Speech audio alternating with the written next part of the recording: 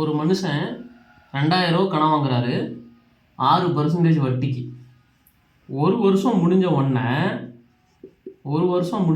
1000 ரூபாவை திருப்பி கொடுத்துட்றாரு கடன் வாங்கினோட்ட.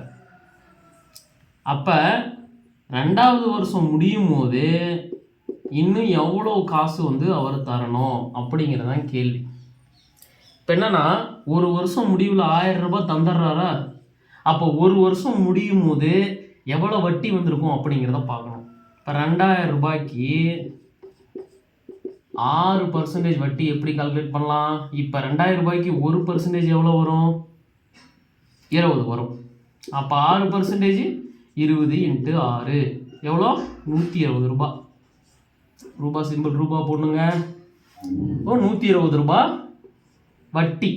இவர் என்ன பண்ணியிருக்காரு? 1000 ரூபா கொடுத்துட்டாரு, 120 ரூபா அப்படியே தராமல் இருக்குது. ஓகே, இது ஒன்று.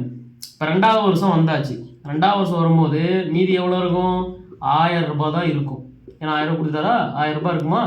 இந்த 1000க்கு 6% வட்டி எவ்வளோ வரும்? 1000க்கு 6% வட்டி. 1000க்கு 1% வட்டி எவ்வளோ? 10 ரூபாய். அப்போ 6% வட்டி எவ்வளோ? 6 × 10 = 60 ரூபாய். அப்போ 2வது வருஷம் முடிவில் அவர் எவ்வளோ தரணும்? இந்த 1000 ப்ளஸ் மொதல் வருஷம் முடிவில் கொடுக்காம விட்ட அந்த வட்டி ப்ளஸ் 2வது வருஷத்தில் வந்த இந்த வட்டி 60 ரூபாய். மொத்தமாக கூட்டினா எவ்வளோ வரும்? 1000, 1120, 1180 ரூபாய். 1180 ரூபாய் தரணும். இதுதான் விடை.